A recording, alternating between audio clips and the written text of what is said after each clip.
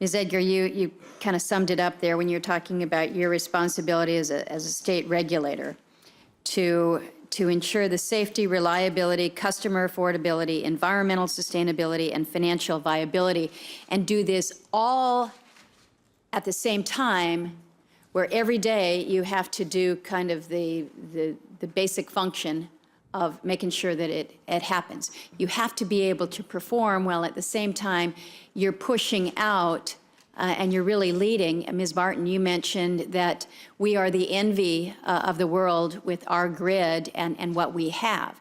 And yet we're certainly not sitting still here every day. We're seeing advances that lead us to be able to do more, quicker, faster, smarter.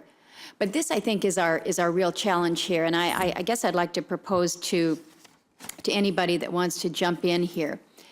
You've got almost a do no harm type of philosophy that you have to get up every morning with. Well, you're pushing out at Argonne with new technologies. Those that are implementing and integrating need to make sure that you're able to do so without being so out of the way that things don't function anymore.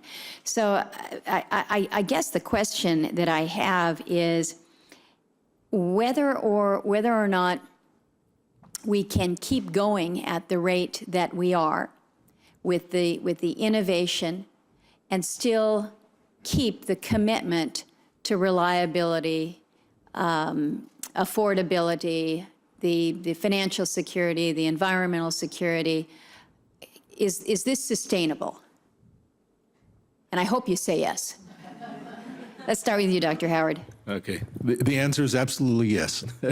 The hallmark of this industry has been innovation and implement that while at the same time you absolutely maintain affordability and reliability. And that is the keystone of this industry. So what do you think is the biggest impediment to doing all this?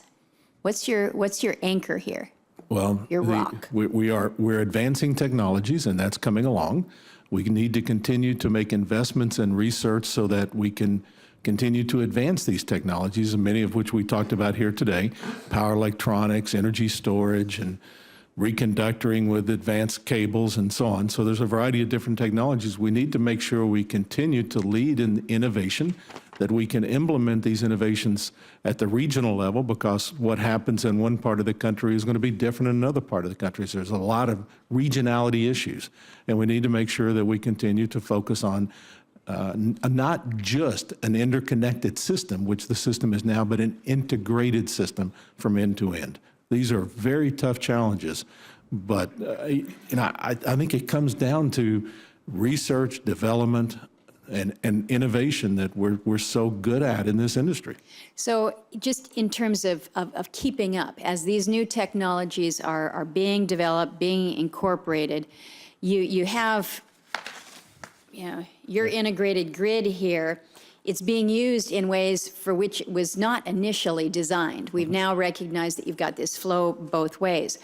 Ms. Edgar, this is probably best directed to you, is how do pricing mechanisms then need to be adjusted so that the value that's generated from both the grid and the distributed generation is captured?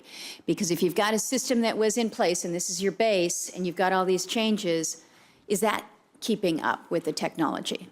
Thank you, Madam Chair, for the question.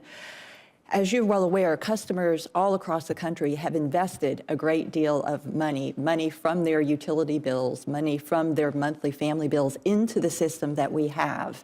And a concern that I believe needs to be part of the discussion is that those customers continue to get value from those investments as we are integrating new technologies and new systems into the larger system. Are we getting that yet?